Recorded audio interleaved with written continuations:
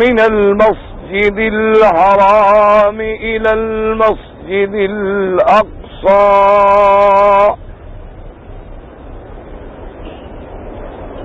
الذي باركنا حوله لنريه من آياتنا إنه هو السميع البصير.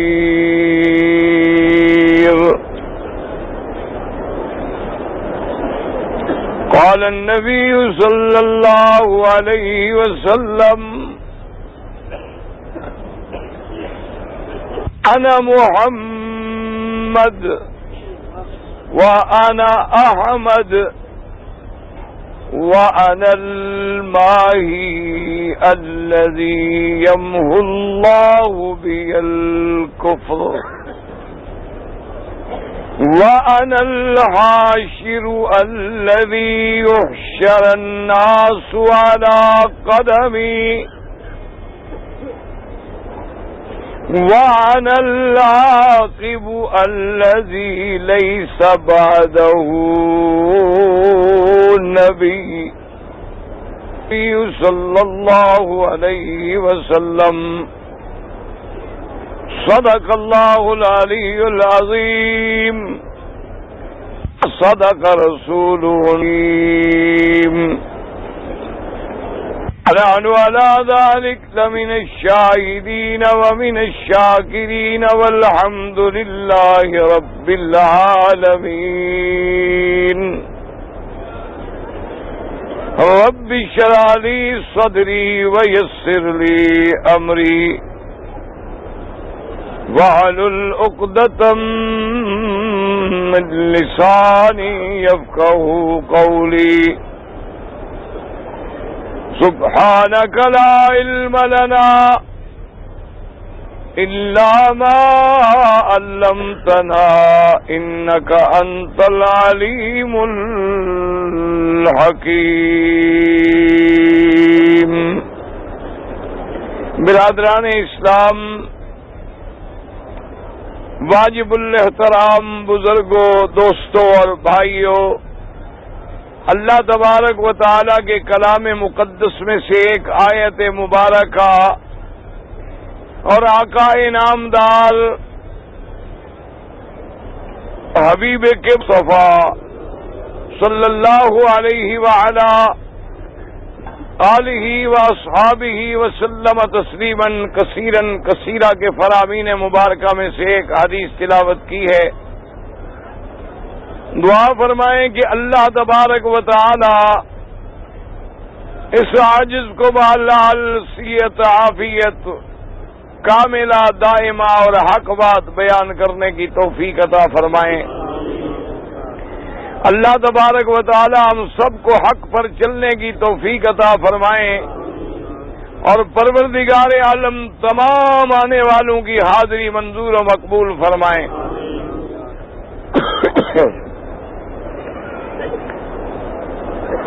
آج کے درس میں نے جو آیت تلاوت کی ہے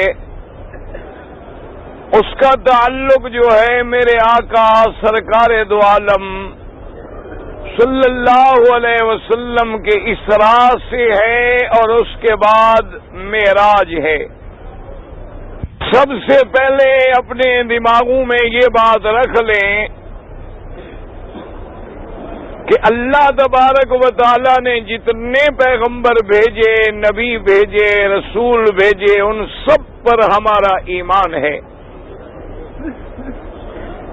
وہ سب کے سب اللہ کے نبی اور رسول برحق تھے، شان والے تھے، عظمت والے تھے، اور ان سب سے افضل، سب سے اکمل، سب سے اجمل شان جو ہے وہ حضرت محمد الرسول اللہ کی ہے صلی اللہ علیہ وسلم. اللہ تبارک و تعالی نے جتنے رسول اور نبی بھیجے ہیں یہ اللہ کی شان ملوکیت کا مظہر ہے، کیونکہ وہ بادشاہوں کا بادشاہ ہے۔ تو اللہ تبارک و تعالی نے بھی اپنے رسول بھیجے، نبی بھیجے، جو اللہ کا پیغام، اللہ کا دین، اللہ کا فرمان جو ہے وہ اس کے بندوں تک پہنچا سکیں۔ اور پھر اللہ تبارک و تعالی نے اپنے انبیاء اور رسولوں کو جو شان عطا فرمائی، جو معجزات عطا فرمائے، وہ اللہ تبارک و تعالی کی قدرت کاملہ کا مظہر ہے۔ ان کا بھیجنا شان ملوکیت ہے، اور ان کو معجزات دینا جو ہے وہ اللہ کی شان قدرت ہے، تاکہ تمام دنیا پر یہ واضح ہو سکے کہ یہ اللہ کے سچے پیغمبر ہیں۔ اور اسی طرح سے یہ بات بھی یاد رکھ لیں، اس دنیا میں ہر قسم کے فرقے پیدا ہوئے، جماعتیں پیدا ہوئیں، مذاہب وجود میں آئے، کسی نے انبیاء علیہم السلام کے معجزات کا انکار کر دیا، وہ سرے سے معجزات کو ماننے پہ تیار نہیں ہیں۔ وہ کہتے ہیں یہ معجزے ہمیں اس لیے نظر آتے ہیں کہ اس زمانے میں علم اتنی ترقی نہیں کر چکا تھا، اور ہمارے پاس معلومات کے ذرائع اور وسائل نہیں تھے، ورنہ یہ چیزیں عام طور پہ ایسے ہو جاتی ہیں، یہ کوئی نعوذ باللہ معجزہ نہیں ہے۔ انہوں نے معجزات کا انکار کر دیا۔ لیکن یہ مسئلہ سمجھ لیں کہ اہل سنت والجماعت کے عقیدے میں قرآن و سنت کی روشنی میں اللہ کے پیغمبروں کے معجزات برحق ہیں، اور معجزات کا انکار کرنا جو ہے وہ کفر ہے، اور اللہ کے قرآن اور انبیاء کے فرمان کا انکار ہے۔ اور کچھ لوگ دنیا میں ایسے پیدا ہوئے کہ انہوں نے جب انبیاء کے معجزات کو دیکھا تو وہ انبیاء علیہم السلام کو نبی ماننے کے بجائے خدائی صفات کا حامل قرار دے بیٹھے۔ وہ بھی اللہ رحمت کرے قرآن و حدیث سے ہٹ گئے اور دین کی پٹڑی سے اتر گئے اور اسلام کے حدود سے باہر چلے گئے۔ اس لیے اپنے عقیدوں کو صاف رکھ لیں کہ اللہ کے انبیاء بھی برحق ہیں، اور تمام انبیاء کے معجزات بھی برحق ہیں، اور انبیاء علیہم السلام کو جو اللہ نے شان دی ہے، دینے والا میرا خدا ہے، اور اس کا اظہار اللہ کے انبیاء کے ہاتھ پہ ہوتا ہے۔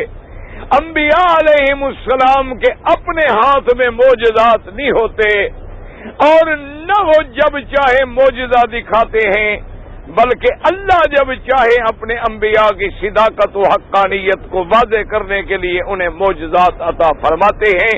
اپنے عقیدوں کو اچھی طرح صاف کرتے چلے جائیں۔ کتنے بڑے افسوس کی بات ہے کہ 1400 سال گزر جانے کے بعد آج بھی امت میں یہ جھگڑا موجود ہے کہ اللہ کا نبی نور تھے کہ بشر تھے۔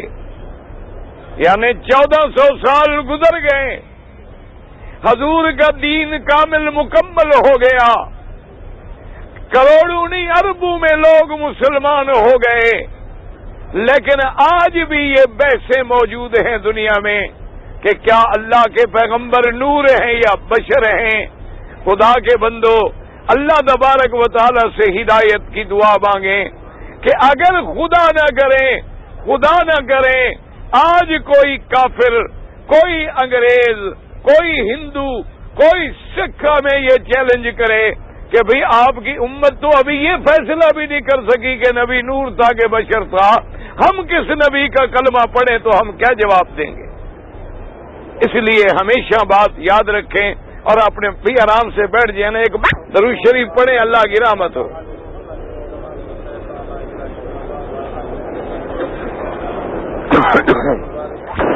اب اسی طرح بات کو دماغ میں رکھتے چلے جائیں انشاءاللہ کہ اللہ تبارک و تعالی نے ہر نبی کو شان والا بنایا، ان کے معجزات بھی شان والے، لیکن ان کی نبوت بھی محدود تھی اور معجزات بھی محدود تھے۔ یعنی ایک نبی ایک علاقے میں آیا، ایک قوم میں آیا اور ایک زمانے کے لیے آیا، وہ چلا گیا، پھر اور نبی آئے، وہ چلے گئے، پھر اور نبی آئے۔ لہذا ان کے معجزات اس زمانے میں تو معجزات تھے، لیکن جب وقت گزر گیا تو وہ معجزہ بھی گزر گیا۔ اگر اللہ کے قرآن میں ذکر نہ ہوتا تو آج ہمیں ان معجزات کا کوئی پتہ بھی نہ ہوتا۔ بات کو سمجھیے۔ لیکن اللہ نے عیسیٰ علیہ السلام کو معجزات دیے، لیکن عیسیٰ علیہ السلام آسمانوں پہ چلے گئے اور معجزات بھی ختم ہو گئے، گزر گئے۔ حضرت موسیٰ علیہ السلام کو بڑے معجزات ملے، لیکن جب موسیٰ علیہ السلام کا زمانہ گزر گیا تو ان معجزات کا وقت بھی ختم ہو گیا۔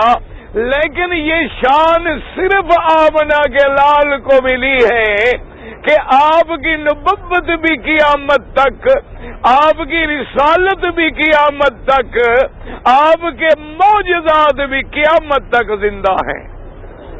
نہ میرے مدنی کی نبوت ختم ہوگی، نہ میرے مدنی کی رسالت ختم ہوگی، اور نہ میرے پاک نبی کو جو معجزہ ملا ہے، جیسے سب سے بڑا معجزہ قرآن ہے، تو آج بھی گھر گھر میں، ہر مسلمان کے گھر میں، ہر مسلمان کے سینے میں، ہر مسلمان کے دماغ میں اللہ کا قرآن بھی موجود ہے اور محمد مصطفیٰ کی شان بھی موجود ہے۔ اور اسی طرح دوسری بات یہ سمجھ لیں کہ بعض انبیاء کو معجزے ملے ہیں، ان کا ان کے بدن سے تعلق ہے، بعض کو معجزے ملے ہیں زمین سے تعلق ہے، بعض کو معجزے ملے ہیں تو آسمان کے کسی تارے یا سورج سے تعلق ہے، بعض کو معجزات ملے ہیں تو کسی جمادات و پہاڑوں سے تعلق ہے، بعض کو معجزات ملے ہیں تو کسی مردہ انسانوں سے تعلق ہے، بعض کو معجزات ملے ہیں تو بیماری سے تعلق ہے۔ اور یہ شان کملی والے کی ہے کہ میرے مدنی کے نام میں بھی معجزات، میرے مدنی کے کام میں بھی معجزات، میرے مدنی کے جسم میں بھی معجزات، میرے مدنی کے جمادات میں بھی معجزات، حیوانات میں بھی معجزات، نباتات میں بھی معجزات، زمینوں میں بھی معجزات، آسمانوں میں بھی معجزات۔ یہ شان ملی ہے تو صرف محمد الرسول اللہ۔ جب حضور کا نام آئے درود شریف پڑھ لیا کریں، اور جنہوں نے درود شریف پڑھا ہو وہ بیٹھ جائیں جلدی سے، جنہوں نے درود شریف پڑھا ہے وقت ضائع نہ کریں اور بیٹھ جائیں۔ اب اسی طرح دیکھ لیں کہ میرے مدنی کا جو معجزہ ہے معراج، جب نام آئے گا صلی اللہ علیہ وسلم، یہ کتنا عظیم الشان معجزہ ہے، لیکن اس کے دو حصے ہیں، یاد رکھ لو۔ ایک حصہ جو ہے وہ اسراء ہے، وہ کیا کہلاتا ہے؟ اسراء، یاد رکھو۔ اور دوسرا حصہ جو ہے وہ کیا ہے؟ معراج۔ پہلے حصے کا نام کیا ہے؟ اسراء، اور دوسرے حصے کا نام کیا ہے؟ معراج۔ اسراء جو ہے وہ مسجد الحرام سے مسجد اقصی تک ہے۔ اسراء کا معنی سیر، اور رات کے حصے میں سیر، اور زمین پہ سیر۔ تو یہ شروع ہوتا ہے مسجد الحرام سے اور انتہا ہے مسجد اقصی پہ، اور اس کے بعد ہے معراج، جس کی ابتدا ہے مسجد اقصی سے اور انتہا ہے سدرۃ المنتہا پہ، آسمانوں پہ جانا، وہ معراج ہے۔ معراج مانا عروج، معراج مانا بلندی، معراج مانا کسی چیز پہ سیڑھیوں پہ چڑھنا، یہ معراج ہے۔ اسراء کا مانا ہے سیر کرنا۔ اور پھر خدا کی شان دیکھیں، اللہ نے اسراء کا ذکر تو قرآن میں کیا ہے، لیکن معراج کا ذکر فرمان مصطفیٰ میں کیا ہے صلی اللہ علیہ وسلم۔ اب دیکھیں جو پہلا حصہ ہے، فرمایا سبحان الذی اسری بعبدہ لیلا من اسری بعبدہ لیلا من المسجد الحرام من المسجد الحرام إلى المسجد الأقصى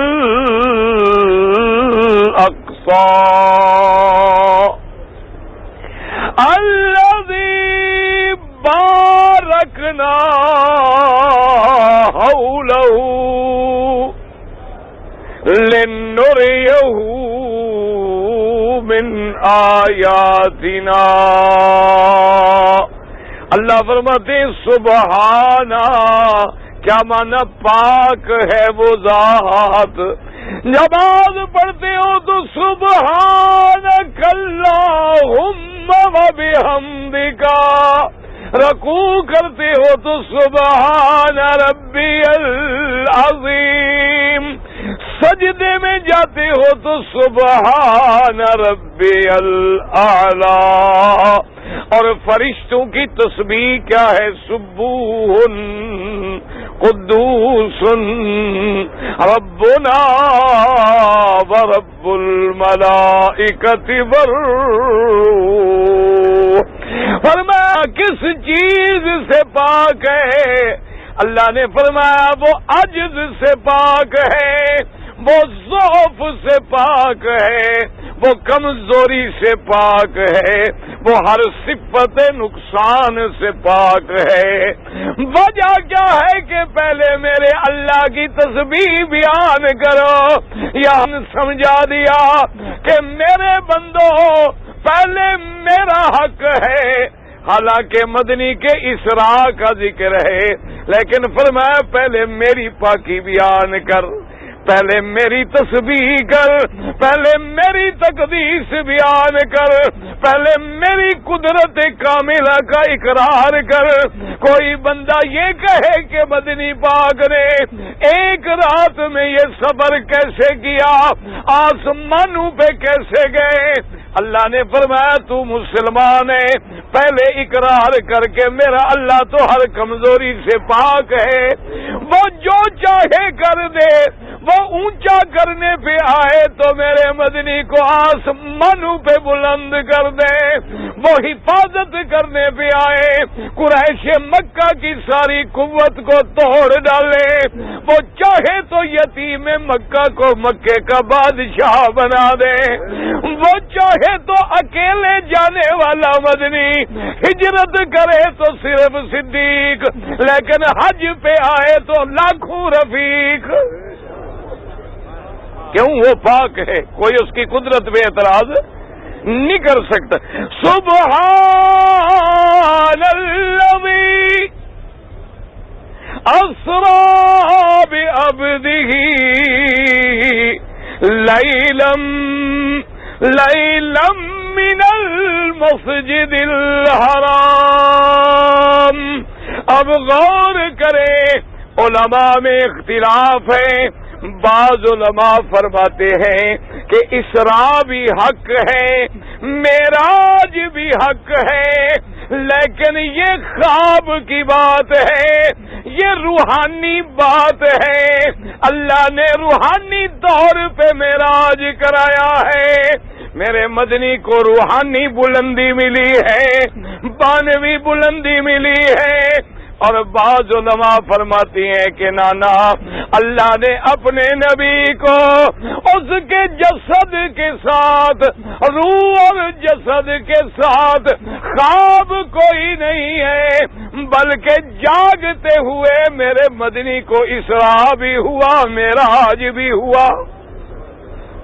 یاد رکھیں علماء کے دو قول ہیں، یعنی بعض علماء روحانی معراج کے قائل ہیں، بعض علماء جسمانی معراج کے قائل ہیں، اور یہ اختلاف صحابہ میں بھی موجود ہے رضوان اللہ علیہم اجمعین۔ اور ایک مسئلہ ہمیشہ کے لیے دماغ میں رکھ لیں کہ اگر کسی مسئلے میں صحابہ میں بھی اختلاف ہے، یعنی کچھ صحابہ کا یہ قول ہے، کچھ صحابہ کا یہ قول ہے، کچھ کا اجتہاد ایک ہے اور کچھ کا اجتہاد ایک ہے، مسلمان کو کسی کے بارے میں کبھی برا نہیں کہنا چاہیے، کبھی غلط نہیں سمجھنا چاہیے، بلکہ کہے رضی اللہ عنہم، اللہ سب سے راضی ہو گیا۔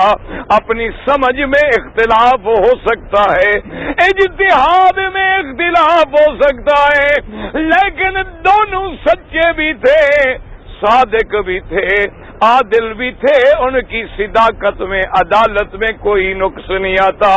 اور نہ بندہ پھر لڑائی کرے، نہ بندہ جھگڑے کرے، نہ فساد کرے، کیونکہ ہر اختلاف میں بھی کوئی نہ کوئی میرے مولا کی حکمت پوشیدہ ہوتی ہے، اس لیے ہمیں سب کا ادب سے نام لینا چاہیے۔ اب دیکھیں جو کہتے ہیں روحانی معراج ہے، ان کے پاس سب سے بڑی دلیل جو ہے وہ بی بی عائشہ صدیقہ کہہ دو رضی اللہ تعالی عنہا۔ درود پڑھیں گے تو حدیث سمجھ آئے گی، ان کی حدیث کو سمجھیں اور بات دماغ میں رکھیں۔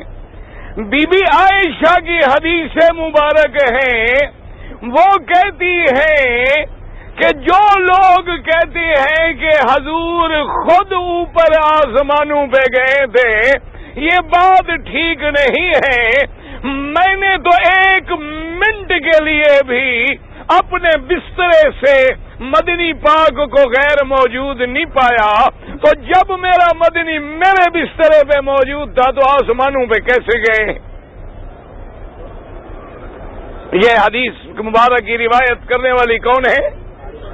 بی بی عائشہ، یاد رکھیں۔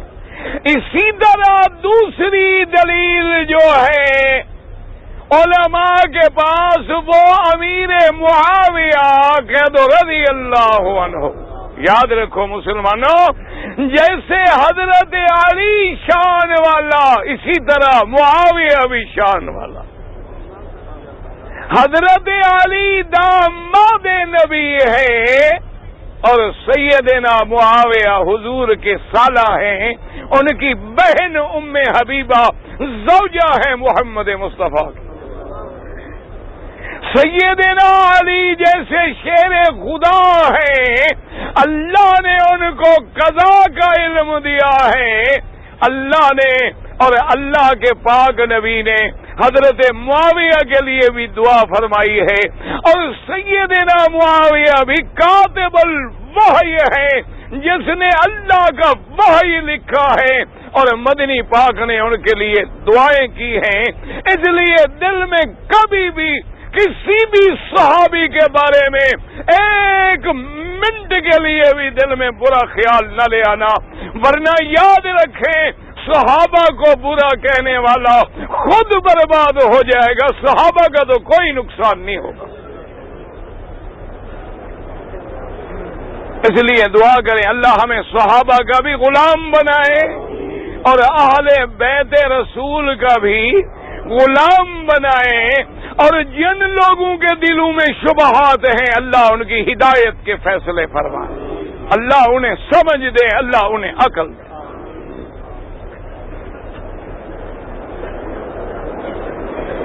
اب سیدنا معاویہ رضی اللہ تعالی عنہ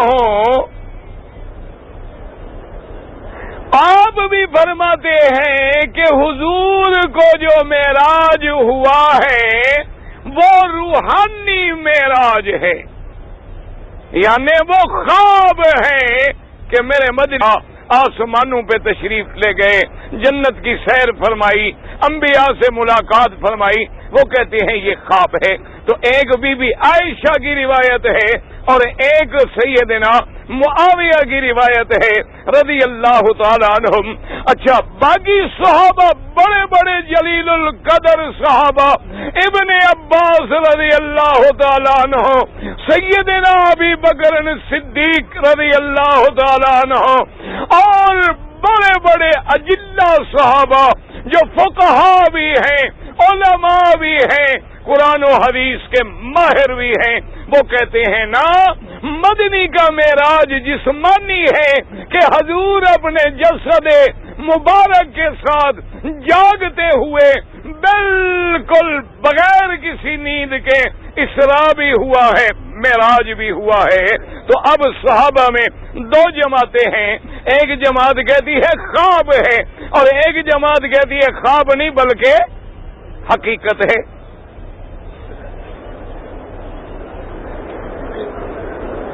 اچھا، اب جناب غور فرمائیں، اب علماء نے اللہ ان کی قبروں پہ کروڑوں رحمتیں کریں۔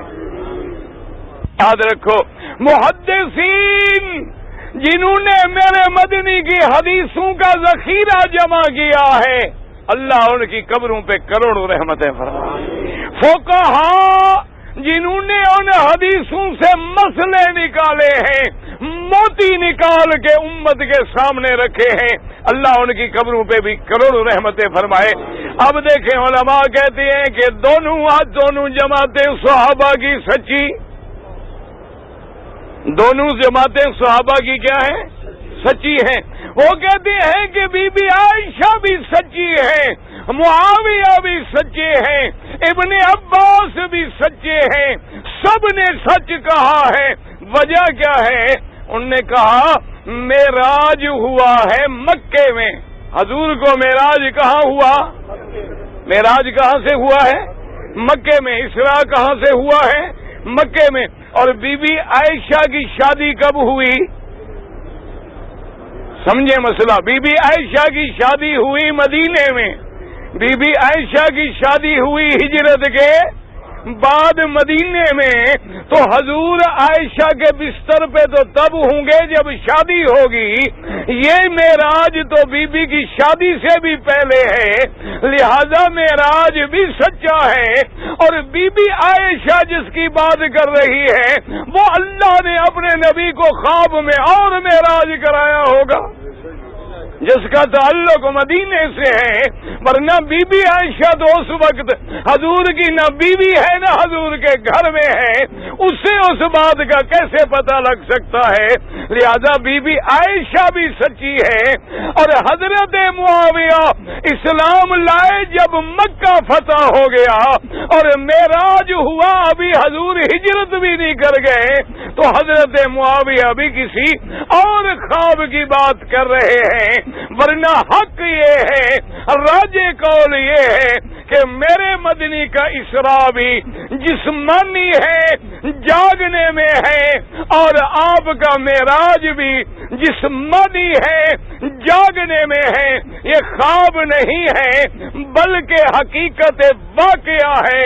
اگر خواب ہوتا تو مکے والے پریشان نہ ہوتے، اگر خواب ہوتا ابو جہل اعتراض نہ کرتا، اگر خواب ہوتا مشرکین مکہ مخالفت نہ کرتے۔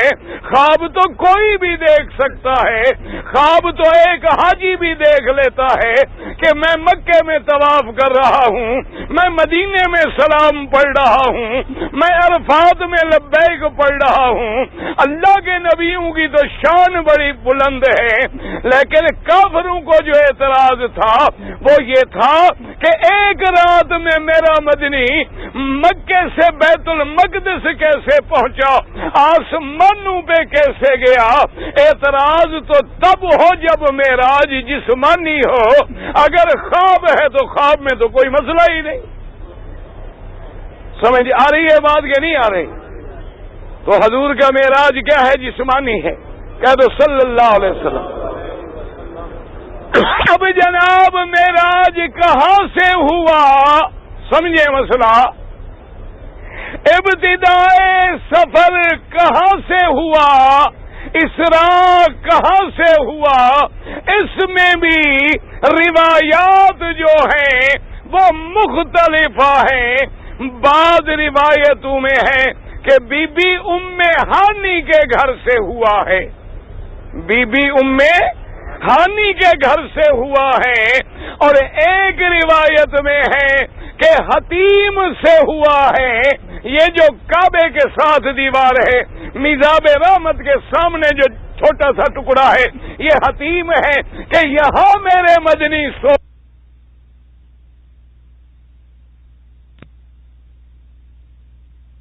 تھے۔ یہ روایات ہیں، لیکن میرے اللہ نے قرآن میں ایک لفظ کہہ کے سارے مسئلے حل کر دیے۔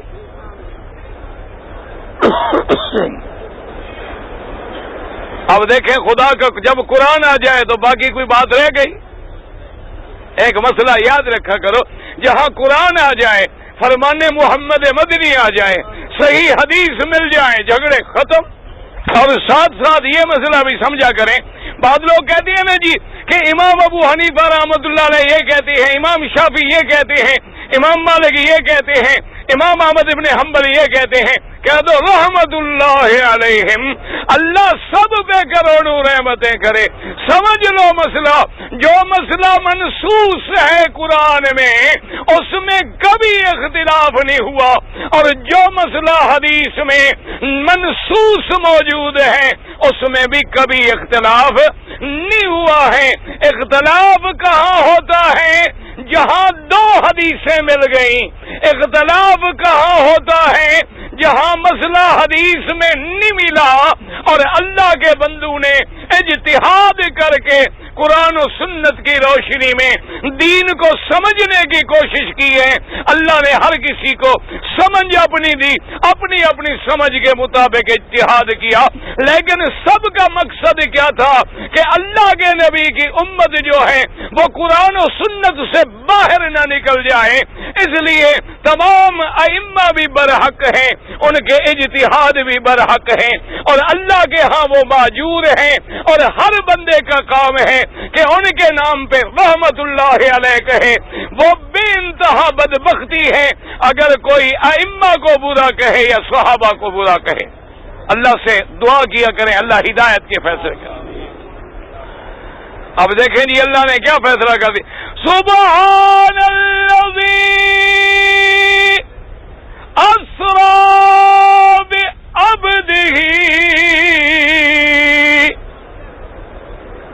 اسری بعبدہ۔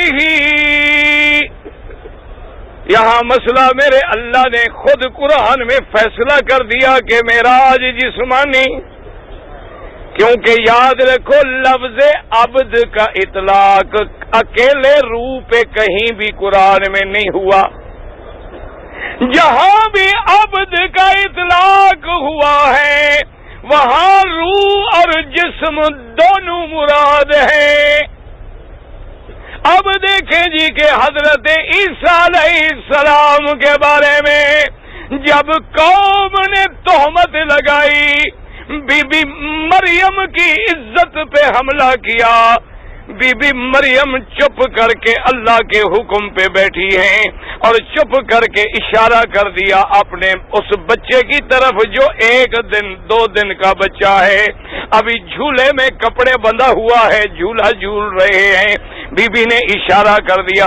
اب عیسیٰ علیہ السلام نے کیا کلام کیا؟ قال انی عبد اللہ۔ عیسیٰ علیہ السلام نے کیا کہا؟ میں کیا ہوں؟ اللہ کا۔ تو لفظ عبد، عیسیٰ علیہ السلام اب روح جسد دونوں موجود ہیں یا صرف روح ہے؟ تو عبداللہ کا اطلاق، عبد کا اطلاق کیا آیا؟ عیسیٰ علیہ السلام۔ اللہ فرماتے وَأَنَّهُ لَمَّا قَامَ عَبْدُ اللَّهِ، اللہ نے فرمایا جب میرا بندہ محمد مصطفیٰ صلی اللہ علیہ وسلم کھڑے قرآن پڑھ رہے تھے، اب عبد کا اطلاق میرے مدنی کے روح اور جسم دونوں پہ ہوا اللہ کے قرآن میں۔ اللہ فرماتے ہیں وعباد الرحمن، اور کہیں فرماتی ہے یا عبادی الذین اسرفوا علی انفسہم لا تقنطوا من رحمت اللہ، اور کہیں فرماتے ہیں ان عبادی لیس لک علیہم سلطان، اور کہیں فرماتے ہیں وذکر عبدنا ایوب، اور کہیں فرماتے ہیں وذکر عبادنا ابراہیم و اسحاق۔ تو اللہ نے قرآن میں لفظ عبد کہہ کے بھی فیصلہ کر دیا کہ میرے مدنی کا اسراء بھی جسمانی، معراج بھی جسمانی ہے، یہ خواب نہیں بلکہ حقیقت ہے، یہ بالکل کھلی حقیقت ہے۔ اور فرما کے ایک لفظ میں مسئلہ حل کر دیا، اور ساتھ مسلمانوں اللہ نے میرے مدنی کو شان دی، اسراء بھی دیا، معراج بھی دیا، لیکن یہاں نے نہیں فرمایا کہ پاک ہے وہ ذات جس نے اپنے حبیب کو، اپنے خلیل کو، اپنے پیارے نبی کو، اپنے پیارے رسول کو، المدثر کو، المزمل کو، بلکہ فرمایا اسرا بعبدہ۔ اللہ نے کیا فرمایا؟ اسرا، اسرا کے آگے کیا لفظ ہے؟ بے، پڑھ لو سارے پڑھ لو، اسرا نہ ایمان سے کہیں یہ تو شان کا موقع تھا نا، یہ تو اسراء و معراج کا موقع تھا۔ یہاں اللہ فرماتے بخلیلہ بحبیبہ بنبیہ برسولہ، لیکن یہ نہیں فرمایا، کیا فرمایا؟ بعبدہ، کہہ دو بے، تاکہ امت گمراہی میں مبتلا نہ ہو جائے، کہیں میرے مدنی کی شان کو دیکھ کے میرے نبی کو خدا نہ بنا بیٹھے۔ اللہ نے فرمایا مدنی جتنا اونچا ہو جائے ہے میرا عبد۔ کون نہ آپ نماز میں کیا پڑھتے ہیں؟ اشہدو ان لا الہ الا اللہ، پڑھ لو، ڈرو نہیں، کچھ نہیں ہوتا۔ واشہد ان محمدً، آگے کیا کہتے ہو؟ نورہ، ہاں جی، نورہ خلیلہ، کیا کہتے ہو؟ عبدہ، کیونکہ نماز ہو نہیں سکتی۔ اللہ نے فرمایا میری وحدت کا اقرار کرو، میری الوہیت کا اقرار کرو، محمد کی عبدیت کا اقرار کرو۔ معراج تو تب بنے گا کہ یہ عبد ہو وہ معبود ہو، یہ مخلوق ہو وہ خالق ہو، وہ مسجود ہو یہ ساجد ہو، وہ معبود ہو یہ عابد ہو، وہ بلانے والا یہ جانے والا۔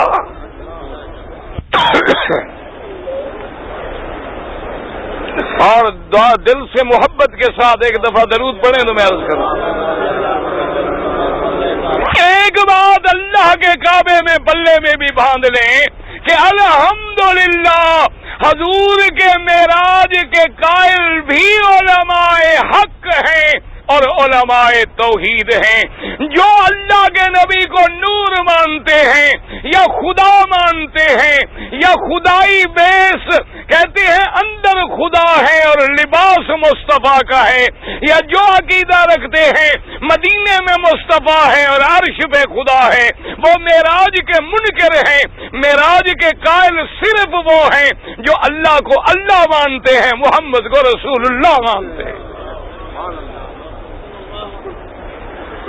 نہ ایمان سے کہو، اگر نبی خود خدا ہے تو معراج پھر بہانہ ہے، ڈرامہ ہے۔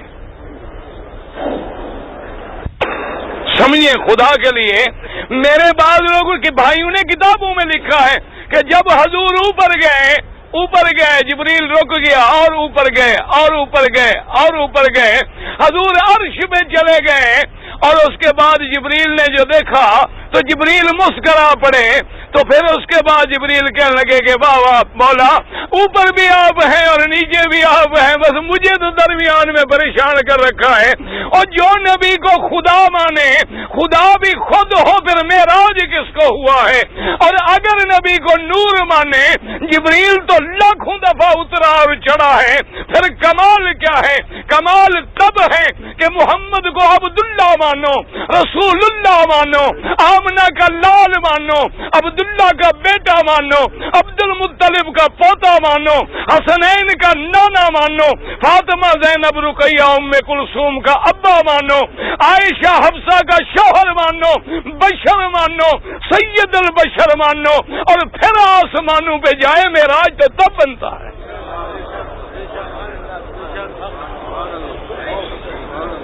نہ پھر معراج کا کیا مانا؟ اس لیے قرآن نے مسئلہ ہی حل کر دیا ہے۔ یہ محبت نہیں ہوتی کہ آپ کہہ دیں کہ جو مستوی تھا عرش پہ خدا ہو کر، آگے بیٹھے ہوتے ہیں میرے جاہل بھائی، کہتے سبحان اللہ ماشاء اللہ جی، اے مولوی تے پہنچا ہوا ہے نا، اے پہنچ گیا، پتہ نہیں کتنے پہنچ گیا، جہنم پہنچ گیا، کہاں پہنچ گیا، پتہ نہیں کیا پہنچ گیا۔ کہتے ہیں جو مستوی تھا عرش پہ خدا ہو کر، اتر پڑا ہے مدینے میں مصطفیٰ ہو کر۔ عرش پہ خود خدا تھا، مدینے میں مصطفیٰ تھا، بشریت کا لباس تھا، اندر سے آپ تھے اور اللہ کے نور کا ٹکڑا تھے۔ اللہ کو ٹکڑے کرنے والا بھی مسلمان ہوتا ہے؟ خدا کے لیے اپنے عقیدے صاف کر لو۔ ہائے تم تو اقبال کتنا اچھا تھا، اللہ اس کی قبر پہ رحمت کر۔ تھا تو ملنگ آدمی، کلندر آدمی، بہرحال اللہ اسے جنت الفردوس نصیب کرے۔ ہاں کوئی بڑا عالم تو نہیں تھا نا بھائی، شاعر ہی تھا نا، شاعر تو پھر شاعر ہی ہوتا ہے، اور وہ تھا بھی بڑا کلندر مزاج آدمی، لیکن بڑے کام کی بات کہہ گیا، اللہ اس کی قبر پہ کروڑوں رحمتیں کرے۔ کہتے سبق ملا ہے، سبق ملا ہے یہ معراج مصطفیٰ سے مجھے۔ واہ اقبال کیا کہہ گیا۔ اور خدا کی شان دیکھیں کہ خاندان قادیانی تھا، اللہ نے ایمان بچا لیا، اور ایمان بھی بچا تو علماء کی صحبت میں بچا، کہ ساری زندگی وہ اقبال جو اپنے فکر میں تھا وہ فکر ٹوٹ گئے، اللہ کے فکر میں لگ گیا۔ کتنی بڑی بات کہہ گیا، کہتا ہے سبق ملا ہے یہ معراج مصطفیٰ سے مجھے، کہ عالم بشریت کی زد میں ہے گردوں۔ کہتا ہے مولا یہ تو مدنی کا معراج پڑھ کے مجھے سمجھ آیا کہ سارے تیرے نوری فرشتے، تیرا سارا نظام بشر کے پیچھے، کہ جبریل نور ہے، فرشتے نور ہیں، لیکن میرے مدنی کے خادم ہیں، میرے مدنی کے سپاہی ہیں۔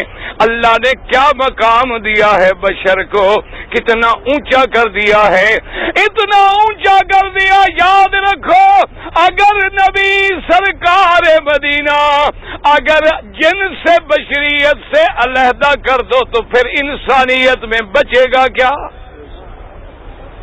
باقی کیا بچے گا؟ یہی تو انسانوں کو شرف ہے کہ اللہ نے نبی بھیجے تو اولاد آدم میں بھیجے، رسول بھیجے تو اولاد آدم میں بھیجے، اللہ نے مدنی بھیجا تو اولاد آدم میں بھیجا، نہ نوری میں بھیجا نہ ناری میں بھیجا، بھیجا تو خاکی میں بھیجا اور اونچا نوریوں سے کر دیا۔ کہہ دو صلی اللہ علیہ وسلم، اللہ کے نبی۔ اب دیکھیں قرآن نے مسئلہ حل کر دیا نا کہ میرا مدنی جب مسجد الحرام سے چل رہے ہیں تو کیا ہے؟ عبد، کیا ہے؟ ہائے، اور میرے اللہ نے جب وحی کی تو کیا ہے؟ وَأَوْحَىٰ إِلَىٰ عَبْدِهِ مَا أَوْحَىٰ۔ اللہ فرماتے ہیں پھر جب ہم نے وحی کی اپنے عبد پر، یہاں عبد کا لفظ کیوں لگایا؟ تاکہ امت کسی غلط عقیدے میں مبتلا نہ ہو جائے، ورنہ میرے اللہ نے سارا قرآن دیکھیں صرف 4 مقام ہیں جہاں میرے مدنی کا نام لیا ہے، ورنہ ہر مقام پہ میرے مدنی کا خطاب لقب سے ہے۔ کہیں فرماتے ہیں یا ایھا النبی لم تحرم، کہیں فرماتے ہیں یا ایھا الرسول، کہیں فرماتے ہیں یا ایھا المزمل، کہیں فرماتے ہیں یا ایھا المدثر، لیکن اسراء و معراج میں کہتے ہیں بے عبدہی، تاکہ مسلمان شان دیکھ کے کہیں گمراہ نہ ہو جائیں۔ کیونکہ بندے دھوکے میں کیوں آتے ہیں؟ ولی کی کرامت دیکھی تو مختار بنا بیٹھے، انبیاء کے معجزے دیکھے تو خدا بنا بیٹھے۔ عیسائی کیوں گمراہ ہو گئے کہ عیسیٰ مردے کو کہتا ہے کھڑا ہو جا، مردہ زندہ ہو جاتا ہے، نابینا کو ہاتھ پھیرے آنکھیں روشن ہو جاتی ہیں، اگر برس والے کو ہاتھ پھیرے برسوں کوڑ مٹ جاتے ہیں، اور بغیر باپ کے پیدا ہوا ہے، آسمانوں پہ بیٹھا ہے۔ وہ کہتے ہیں دیکھو جناب، معلوم ہوتا ہے کہ یہ خدا ہے، اگر خدا نہیں تو پھر اللہ کا بیٹا ضرور ہے۔ اسی دھوکے میں پڑے نا، ورنہ کہاں سے دھوکہ لگا ان کو کہ جب انہوں نے عیسیٰ علیہ السلام کے معجزات دیکھے تو کیا بنا بیٹھے؟ خدا کا بیٹا بنا بیٹھے۔ اسی لیے وہ ایک دفعہ ہندوستان میں ایک بہت بڑا پادری گزرا ہے عیسائیوں کا، بہت بڑا بدبخت تھا، تو وہ ایک دن مناظرے کا چیلنج دے رہا تھا، ابھی علماء مناظرے پہ نہیں پہنچے، اور وہ تقریر میں ثابت کر رہا ہے کہ حضرت عیسیٰ خدا کا بیٹا ہے، خدا کا بیٹا ہے، خدا کا بیٹا ہے۔ ایک آدمی جلسے کے باہر کھڑا ہوا گاجریں بیچ رہا تھا، وہ جناب وہ اپنی ریڑھی چھوڑ کے آگے آ گیا، اس نے کہا پادری صاحب مجھے ایک بات بتاؤ، عیسیٰ خدا کا بیٹا ہے؟ اس نے کہا ہاں بیٹا ہے۔ اس نے کہا اچھا اللہ میاں کے کتنی بیٹے ہیں؟ عیسائی نے کہا ایک۔ اس نے کہا عیسائی صاحب تمہارا عقل تو خراب نہیں ہو گیا؟ میں غریب آدمی ہوں، گاجریں بیچ کے روٹی کھاتا ہوں، میرے تو 12 بیٹے ہیں، ایسا کمزور خدا میں نہیں مانتا۔ اس نے کہا پاگل ہو گئے ہو، میں گاجریں بیچتا ہوں، رات کو کھانے کی روٹی نہیں ملتی، 12 تو میں نے جن لیے ہیں، اور ایسا کمزور خدا ہے کہ اتنی طاقت کے بعد ایک ہی بیٹا؟ پادری صاحب کا تو نشہ ہی حرن ہو گیا، مسئلہ شزہ تو ختم ہو گیا نا، جھوٹا کب تک چلے؟ جھوٹ تو جھوٹ ہوتا ہے نا۔ اچھا لیکن وہ دھوکے میں کیوں آئے کہ انہوں نے عیسیٰ کے معجزے دیکھے، کبھی کہا بیٹا ہے، کبھی کہا نہیں وہ خود خدا ہے، کبھی کہا نہیں خود خدا بھی نہیں بلکہ 3 میں کوئی ایک ہے۔ اچھا جو ایمان سے کہیں یہ عقیدہ رکھنے کے بعد وہ مسلمان ہو گئے کہ کافر ہو گئے؟ اچھا اب جناب جو مسلمان ہمارے ماشاءاللہ بڑے اپنے آپ کو عاشق بھی کہتے ہیں، وہ کہتے ہیں جی ٹھیک ہے خدا ہے، مصطفیٰ ہے، لیکن مصطفیٰ خدا نہیں، لیکن خدا سے جدا بھی نہیں۔ جیسے ان کو دھوکا ہے نا کہ خدا 3 میں کہیں ایک ہے، یہ بیچارے بھی چکر میں ہیں ابھی تک کہ خدا تو نہیں ہے لیکن خدا سے جدا بھی نہیں ہے، کیوں اوپر بھی جا رہا ہے نیچے بھی آ رہا ہے، ہاتھوں سے پانی بھی چل رہے ہیں۔ یاد رکھو اور عقیدے والے کیا ہیں، وہ کہتے ہیں نا خدا ہے، محمد مصطفیٰ ہے، وہ خالق ہے یہ مخلوق ہے، وہ رازق ہے یہ مرزوق ہے، وہ دینے والا یہ لینے والا ہے، وہ بلانے والا یہ جانے والا ہے۔ معراج تب بنے گا نبی کو نبی مانو، خدا کو خدا مانو،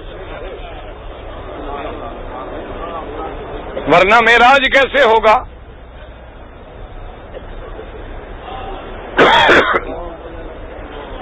اتنی دیر میں درود پڑھ لو تو کوئی تھک جاؤ گے۔ اچھا اب میں نے عرض کیا تھا نا کہ بعض علماء کہتے ہیں کہ حتیم سے، بعض کہتے ہیں کہ بی بی ام ہانی کے گھر سے، اور بعد کہتے ہیں کہ زمزم کے کنویں کے قریب سے یہ مسئلہ بھی اللہ نے قرآن میں حل کر فرمایا اسرا بعبدہ لیلا من المسجد الحرام،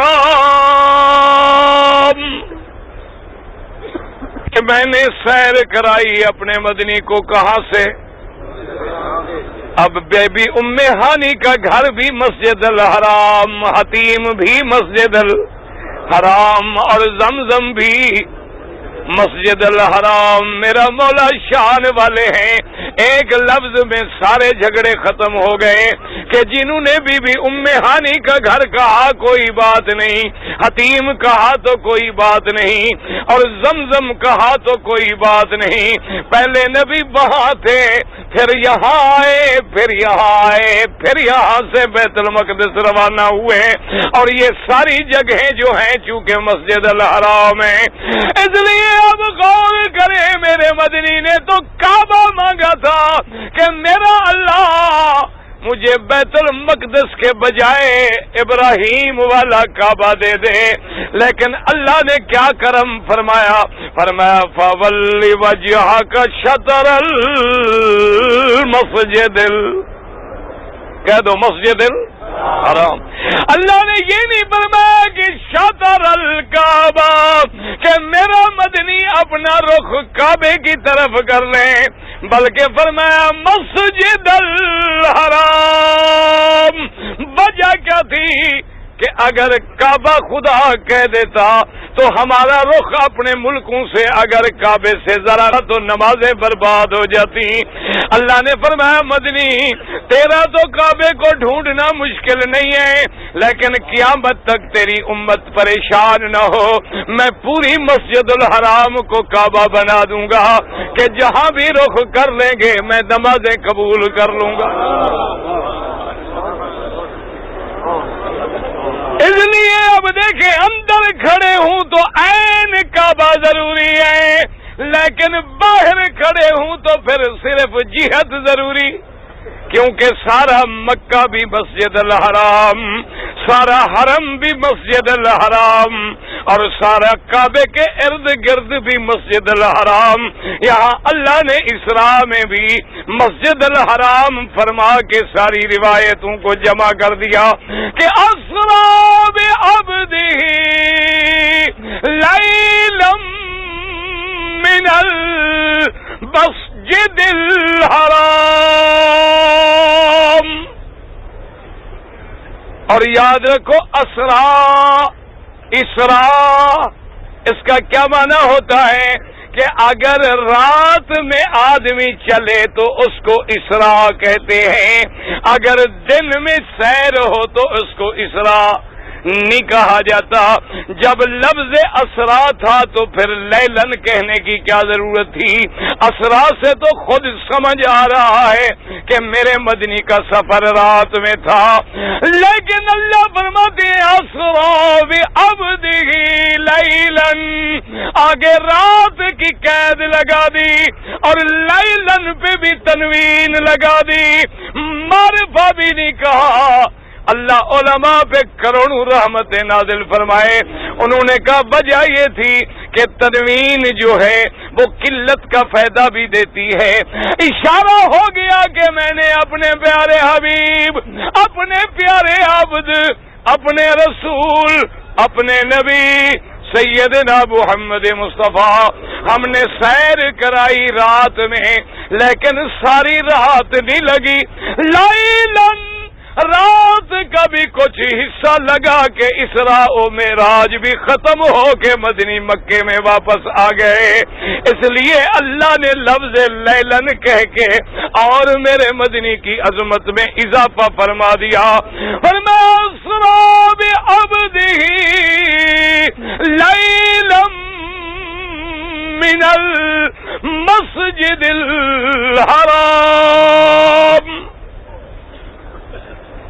شان دیکھیں، قرآن نے تو ایک جملہ کہہ دیا، یاد رکھو قرآن پہ تو ایک جنرل آرڈر ہوتا ہے، ایک اجمالی بات ہوتی ہے، اس کی تفصیل کہاں سے ملے گی؟ محمد مصطفیٰ سے۔ اب دیکھو قرآن تو کہتا ہے اقیم الصلاۃ، نماز قائم کرو۔ عشاء کی کتنی رکعتیں پڑھیں قرآن میں لکھا ہوا ہے؟ مغرب کی کتنی رکعتیں ہیں قرآن میں لکھا ہے؟ کہیں لکھا ہوا ہے؟ نہیں لکھا ہوا۔ اچھا قرآن کہتے ہیں آتوا الزکات، زکات ادا کرو، کتنی؟ سونے پہ کتنی، چاندی پہ کتنی، بکریوں پہ کتنی، اونٹوں پہ کتنی؟ قرآن تو آرڈر کرتا ہے، اجمالی بات بیان کر کے تفصیل چھوڑتا ہے کس پر؟ محمد مصطفیٰ، کیونکہ اللہ نے رسول بنا کے بھیجا ہے، ان کو حکم دیا ہے کہ میرا مدنی اب آگے تیری ڈیوٹی ہے کہ سمجھا، تفصیل بیان کر کے امت کو سمجھا دے۔ اب اللہ نے تو اتنی کہا ہے کہ مجھے ہم نے اپنے بندے کو سیر کرائی مسجد الحرام سے مسجد اقصی تک، لیکن باقی تفصیل کون بتلائے گا؟ سیر کرنے والا محمد پاک بتلائیں گے، اور کسی کو کیا پتا ہو سکتا ہے؟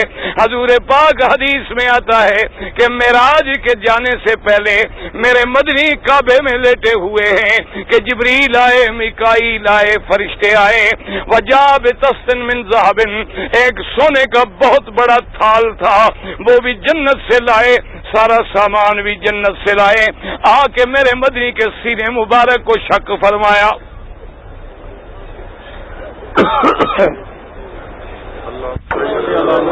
اللہ اکبر۔ یاد رکھو، ایک ہے شرح صدر، یاد رکھو، ایک ہے شرح صدر اور ایک ہے شق صدر۔ شرح صدر ہوتا ہے کہ اللہ سینہ کھول دیتے ہیں، بات سمجھ آ گئی، لیکن شق صدر ہے کہ باقاعدہ میرے مدنی پاک کا یہاں سے لے کر سینہ مبارک کھولا گیا، اور آپریشن کرنے والا کون ہے؟ جبریل ہے۔ کون ہے؟ اب دیکھیں نا شان، آج ڈاکٹر، آج دنیا میں ڈاکٹری اور ایلوپیتھی اور سرجری کے معراج کا زمانہ ہے۔ بڑا تیر کیا مارا ہے جی کہ ہم نے ہارٹ آپریشن کر لیے، ہم دل کھول لیتے ہیں۔ اللہ نے فرمایا تم کیا کر سکتے ہو؟ آج سے 1400 سال پہلے جہاں ہسپتالیں بھی کوئی نہیں تھی، آئی سی یو بھی کوئی نہیں تھا، کوئی انتظام بھی نہیں تھے، ہم نے تو آسمانوں سے جنت سے جبریل بھیج کے محمد کا سینہ کھلوا دیا۔ اور آج یہ تمہاری خوش نصیبی ہے کہ اللہ نے زمزم نصیب کیا، کہہ دو الحمدللہ۔ اس لیے محدثین نے لکھا ہے کہ زمزم کا پانی حوض کوثر اور جنت کے پانی سے بھی افضل ہے۔ انہوں نے کہا وجہ کیا ہے؟ انہوں نے کہا جبریل ہر چیز جنت سے لے آئے، لیکن مدنی پاک کا دل جب دھونے لگے تو زمزم کا پانی لے لیا، ورنہ جبریل جنت کے پانی لاتے ہوئے تھک تو نہ جاتا نا، باقی چیزیں ادھر سے آ سکتی ہیں تو جنت کی نہروں سے پانی بھی آ سکتا ہے، لیکن اللہ کا حکم تھا کہ یہ افضل دل ہے، اس کو افضل پانی کے سوا نہیں دھویا جا سکتا، تو جب زمزم استعمال ہوا تو معلوم ہوا کہ جنت کے پانی سے بھی افضل ہے۔ اور علماء نے کیا بڑی بات کی ہے، درود پڑھ تو پھر سمجھ آئے گی۔ اصل میں ہماری برادری اور قوم بھی بیچاری کیا کرے، ڈوڑے قوالیوں کی ماری ہوئی قوم ہے، قرآن حدیث کیسے سمجھ آئے؟ یا ان کی زندگی مرثیے سنتے گزر گئی، یا قوالیاں سنتے گزر گئی، یا ڈوڑے سنتے گزر گئی، یا الف لیلا پڑھتے گزر گئی، یا بڑی بڑی ترقی کی تو ہیر رانجھا پڑھ لیتے، کہتے بڑا سچا عاشق ہے، کہتے ہیں جی ایسا سچا عشق، بھی ان سے پوچھو جن کی لڑکی تھی سچا عاشق تھا کہ کچا عاشق تھا۔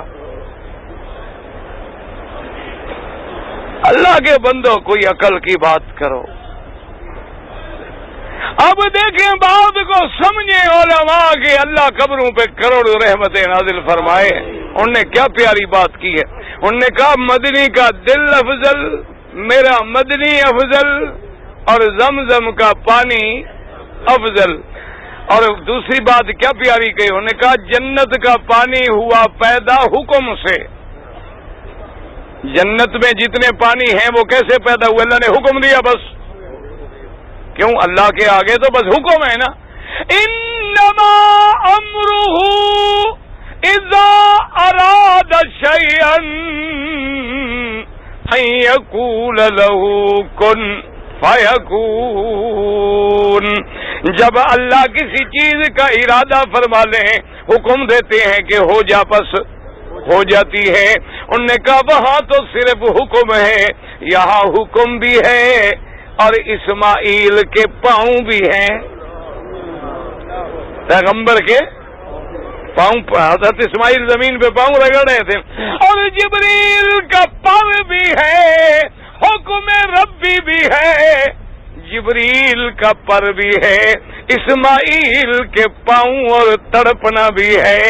اور پھر اس مبارک ہو حاجیو، زمزم ایسا شان والا ہے کہ ایک دفعہ حضور نے پی کے اپنا لعاب ڈال کے پھر زمزم میں ڈال دیا تاکہ قیامت تک امت کو محمد کا بچا ہوا بھی مل جائے.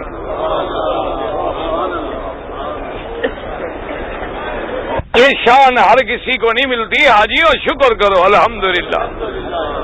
اس لیے قرآن کہتا ہے اسرا بعبدہ لیلا من المسجد الحرام الى المسجد الاقصى الذي باركنا حوله